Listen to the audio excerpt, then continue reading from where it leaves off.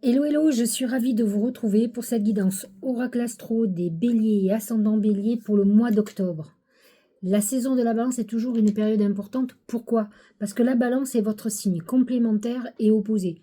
Donc, ça a son importance. Les planètes en Balance vont se positionner directement dans votre maison 7. Cette maison 7, c'est la maison de l'image qu'ont les autres de vous, de votre relation aux autres, le couple, les associés, votre clientèle, le public si vous êtes un artiste.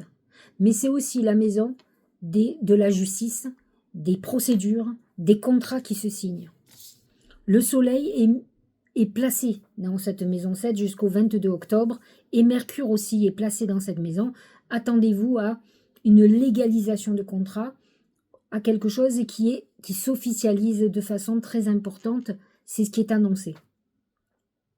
Ensuite, nous avons les énergies qui se déplacent, le soleil en particulier, qui passe dans votre maison 8, qui rentre dans le scorpion. C'est la maison de la transformation, c'est la maison qui concerne la mort, qui concerne les héritages, en tout cas l'argent qui arrive par l'autre biais, c'est-à-dire par le biais de tout ce qui n'est pas le travail. Hein, ça, on le réserve à la maison 2. Et donc, effectivement, cette maison 8 va être assez chargée puisque Mercure va être en scorpion, Vénus en scorpion aussi jusqu'au 17 octobre et Mercure va rentrer dans le scorpion à partir du 14 octobre. Et là, effectivement, vous allez être beaucoup plus concentré sur des questions existentielles, sur votre sexualité aussi, hein, sachant que le bélier quand même a ça de commun avec le scorpion, c'est la sexualité.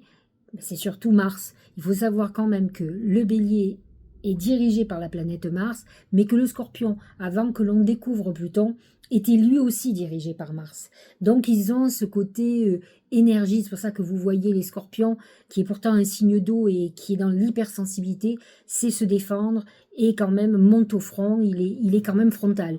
Ce sont des gens qui n'hésitent pas à vous dire en face ce qu'ils pensent, peu importe votre réaction. Ce ne sont pas des gens qui sont dans la crainte.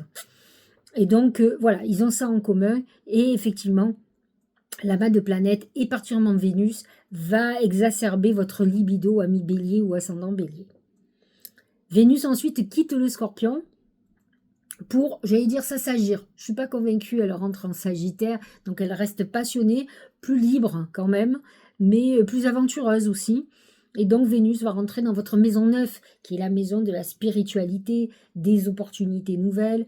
Vous pourriez rencontrer quelqu'un qui est d'origine étrangère, ou quelqu'un qui a une autre religion que vous, ou qui est branché spiritualité. Ça peut être quelqu'un que vous rencontriez en faisant une formation, par exemple, aussi. Donc, effectivement, cette Vénus, là, est plutôt intéressante. Pourquoi? Parce qu'elle est dans un signe de feu. Et que vous êtes un signe de feu. Donc, vous êtes très en harmonie avec le Sagittaire. Vous l'étiez un peu moins avec le Scorpion, même si, comme je vous l'ai dit, vous avez la sexualité. En tout cas, une libido assez exacerbée en commun. Nous avons Mars, votre planète, qui est dans le signe du Cancer. Alors, effectivement, elle est un peu calme. Elle est positionnée dans votre maison 4. Vous pourriez être amené à avoir des souvenirs d'enfance et des choses que vous avez à régler avec des membres de la famille. Ça peut être un moment un peu délicat où on règle des comptes.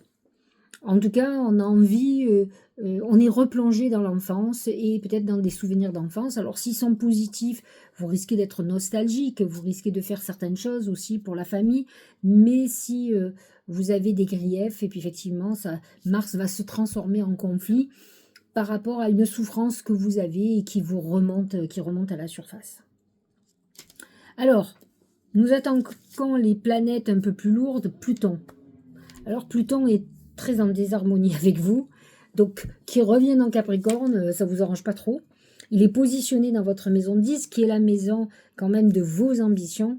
Et là, Pluton a transformé beaucoup les choses. Vous avez pu être dans des phases d'épreuve, plus particulièrement les béliers du fin de signe, hein, plutôt presque taureau. Et donc, ça peut être un moment très délicat pour vous, cette phase-là. Alors, il faut savoir que Pluton va redevenir direct le 13 octobre et qu'à partir de début novembre, il rentre en Verseau, qui pour vous est un soulagement, vous verrez. Mais là, pour le coup, les derniers décans vont être encore à contribution. Le poisson, lui, alors lui, c'est carrément la Bérésina. Il est positionné dans votre maison 12. Alors Neptune en poisson, dans la maison 12, ça touche le dernier décan. Ceux qui sont entre 27 et 28 degrés au niveau du soleil ou de leur ascendant. Donc c'est ceux qui sont nés autour du 18-19 avril, voilà, 20 avril maximum. Alors là, ça amène des moments de dépression. Ça peut vous avoir amené aussi des trahisons très importantes, des révélations. Vous avez pu être manipulé, on vous a menti, on vous a mené en bateau, vous avez pu découvrir des doubles vies. Peut-être que c'est vous qui avez été en double vie aussi, mais malheureusement pour vous, on est à l'heure de la révélation. Les choses qui étaient enterrées vont être déterrées. Donc ce Neptune en poisson a pu être très difficile parce qu'il est en plus dans cette maison 12, qui est une maison très psychologique, qui peut amener des problèmes de santé, que ce soit psychologique ou autre, parce que Neptune en poisson peut amener bien d'autres choses.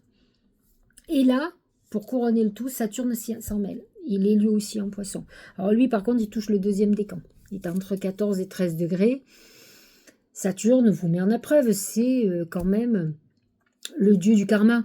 Et donc, il va mettre vos nerfs à l'épreuve. Vous qui êtes toujours pressé de tout, là, pour le coup, il y a un ralentissement, un blocage très important. C'est quelque chose qui va effectivement vous taper sur les nerfs et peut mettre vos nerfs en difficulté, en tout cas votre morale en difficulté. Nous avons Uranus qui est positionné dans votre maison 2 et qui a pu amener, et qui peut encore amener, alors là ça touche toujours le dernier décan, c'est celui qui est le plus touché, hein, puisqu'il y a beaucoup de planètes qui sont en fin de parcours. Et donc, ce Uranus peut amener des bouleversements au niveau de vos finances. Vous pouvez être amené à hériter, vendre un bien, acheter brusquement, comme vous pouvez gagner beaucoup d'argent d'un coup, avoir une très belle promotion que vous n'attendez pas, comme perdre demain votre boulot. Uranus amène des surprises qui ne sont pas toujours idéales. Donc, je préfère être honnête avec vous. Maintenant, vous pouvez aussi avoir des très très bonnes surprises. Nous avons toute l'année Jupiter qui est en Gémeaux. Pour vous, c'est très favorable. Il est positionné dans votre maison 3. Il amène quand même un accroissement au niveau de tout ce qui est communication, la volonté de reprendre des études. Il est favorable pour ceux qui passent des examens ou des concours, par exemple. Il est quand même dans une ouverture de beaucoup de choses, donc d'opportunités. Vous aurez envie de bouger, de déménager, d'acheter un véhicule, de faire plein de choses qui amènent du mouvement. En tout cas, là, à l'inverse de Saturne et de Neptune qui vous bloquent, certains béliers vont bénéficier de l'influx de Jupiter qui va quand même remuer certaines choses. Vous pouvez avoir les deux, avoir des moments où vous sentez que c'est bloqué et des moments où vous sentez que ça se débloque. C'est grâce à Jupiter que ça se débloque.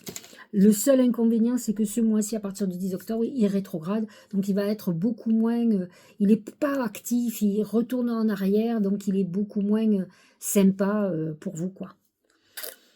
Nous avons une nouvelle lune en balance, très importante, positionnée dans votre maison 7, qui sera donc le 2 octobre. Ce qui va être intéressant, c'est qu'il y a une pleine lune dans votre signe. Donc, il sera dans l'axe 7-1, donc c'est l'axe de la personnalité, de vos modes de fonctionnement. Et donc, voyez ce qui se passe au niveau de votre personnalité, si vous avez des conflits avec les gens, si vous sentez qu'il y a des choses qui changent en vous, vos envies, si vous vous sentez aligné ou si vous sentez qu'il y a des choses qui doivent changer. C'est très important de faire ces prises de conscience. En tout cas, cette pleine lune va être importante. Elle est quand même beaucoup plus importante à ce niveau-là que dans les vœux. Mais vous pouvez complètement faire des vœux, pourquoi pas, d'autant plus qu'elle, c'est votre pleine lune par exemple. Donc, elle est d'autant plus réceptive à vos désirs et à ce que vous avez envie. Alors, nous allons regarder un peu ce que disent les oracles. Et bien sûr, vous savez, je fais une concordance avec l'astrologie. C'est le bateau. Ce mois-ci, on vous annonce le bateau, c'est le voyage, c'est la maison 9 en Sagittaire. En plus, Vénus, on a envie de faire un voyage. Peut-être on planifie même des vacances. Hein. On vient de finir les vacances, mais vous avez envie de repartir en vacances. Vous avez bien raison. Je trouve que la rentrée est dure. Bon, enfin bref, peut-être que pour moi j'ai peut-être un peu trop lâché, mais enfin bref. Donc, Ce bateau représente le mouvement, le voyage et l'envie effectivement de s'évader. De toute façon, vous êtes dans une période où vous en avez envie, surtout si vous voyez qu'il y a des choses qui bloquent, si vous êtes dans une vie un peu trop sérieuse à votre goût ou beaucoup trop psychique, vous voyez, où on est obligé d'avoir un psy, de se prendre la tête, de travailler beaucoup. Il y a des moments où on a besoin de tout oublier, de lâcher prise complètement, de s'évader. Et ça, le bateau représente bien ça, donc vous aurez besoin d'évasion et vous avez bien raison. Le bateau représente aussi un nouveau départ. C'est-à-dire que vous pouvez être dans une époque où on redémarre quelque chose de nouveau. Alors, vous le ressentirez à mon avis beaucoup plus au mois de novembre quand Pluton va passer en Verseau, mais effectivement, vous êtes à l'aube d'une renaissance, de quelque chose de nouveau. N'oublions pas que vous avez le nœud lunaire, je ne vous l'ai pas dit tout à l'heure, mais qui est dans votre signe. Donc, en ce moment, tous les béliers et les ascendants béliers vivent une période karmique très importante. Donc, voyez ce qui se passe, les retours au passé. Voilà, vous êtes en train de vous libérer de quelque chose et effectivement, ça amène ce nouveau voyage, cette nouvelle époque. Au niveau professionnel et financier, c'est la clé. La clé représente deux choses. Elle représente premièrement les solutions à vos problèmes. Vous allez avoir certainement ce mois-ci la solution à un problème que vous avez professionnel, que ça soit relationnel, que ça soit que vous n'ayez pas de boulot, que vous devez en trouver. Vous allez arriver à ce que vous voulez.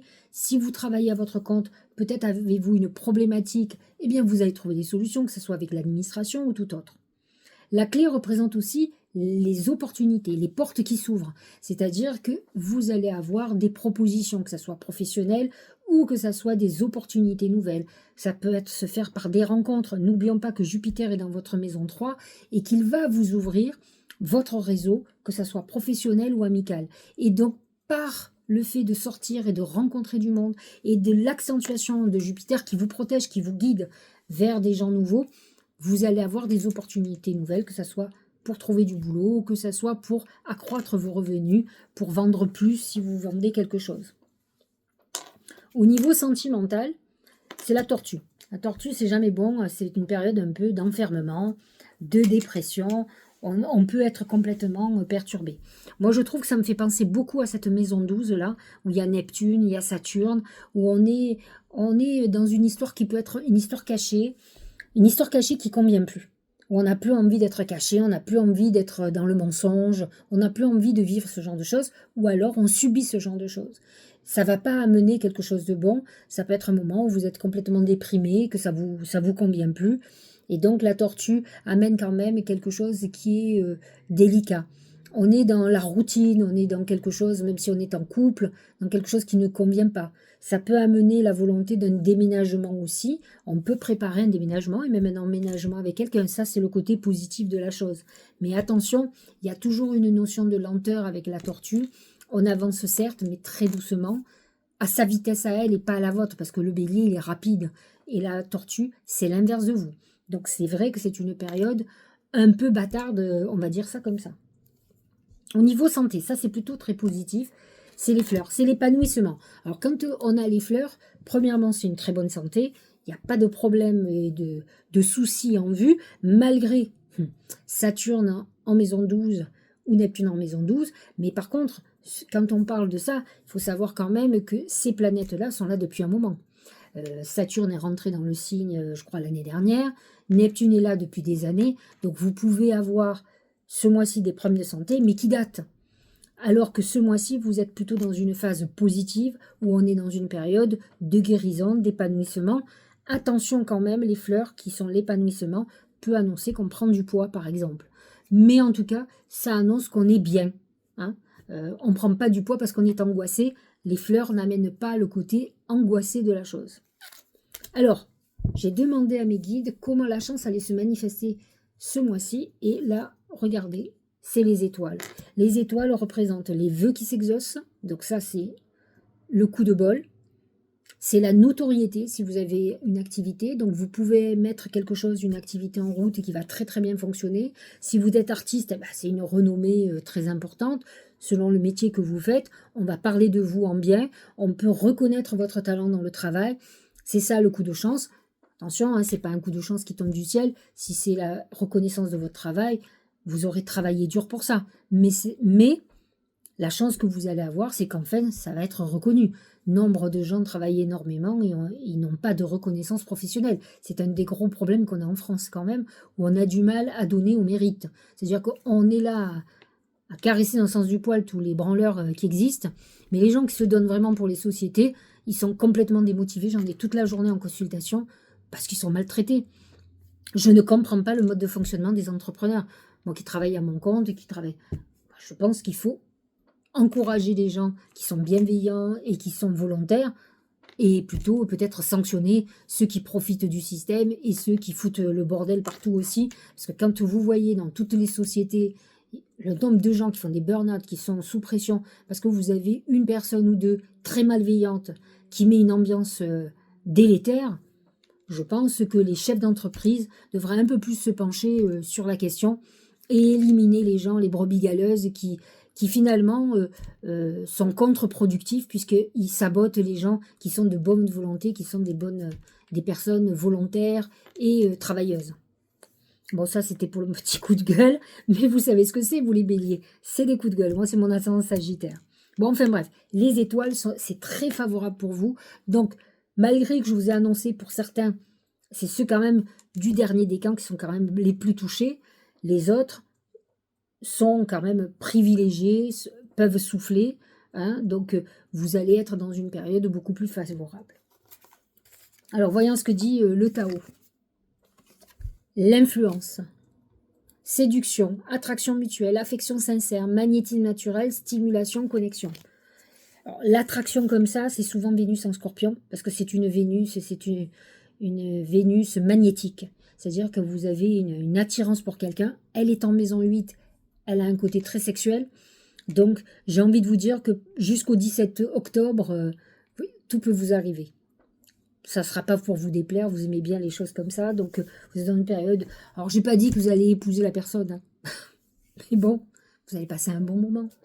Vous aimez bien les bons moments. La réparation, la guérison. Dès que vous transformez ou réparez les choses, vous récupérez toute une énergie dont vous pouvez disposer. C'est cette maison 12 qui est une maison de guérison. Donc, on est trahi, mais ensuite on travaille psychologiquement pour aller mieux, pour s'en sortir. On a des idées qui sont plus claires, on voit les choses justes. La maison 8 aussi, la mât de planète en maison 8 en Scorpion, est une maison aussi de guérison, de transformation, où on apprend, on est confronté à nos ombres, mais on va vers la lumière. Le but, il est là. Regardez, c'est la même chose. Hein. La sagesse des blessures. La sagesse des blessures. Avoir de la reconnaissance pour tout votre vécu a le pouvoir d'effacer vos anciennes cicatrices. On voit que pour certains, on est en phase de guérison. C'est une période très importante. Je vous l'ai déjà dit, c'est une période surtout karmique. Donc, vous devez avoir des problématiques passées, des blessures passées qui ressurgissent. C'est pour mieux les guérir, pour mieux vous en débarrasser. Une fois que le nœud nord sera sorti du bélier, vous allez souffler, vous ne pouvez même pas l'imaginer. Donc, vous êtes dans une période très intéressante, croyez-moi. C'est un passage obligé, mais c'est un passage nécessaire. Voilà, j'espère que cette guidance vous aura éclairé. Je vous souhaite un très bon mois d'octobre. Je vous embrasse. N'hésitez pas à liker, à vous abonner, à partager ma vidéo. Peut-être avez-vous envie de transférer cette vidéo à quelqu'un auquel vous pensez. Peut-être vous vous dites que ça lui fera de bien d'entendre cette vidéo. Je vous en remercie, c'est le but de ces vidéos. Et puis, je vous dis à bientôt.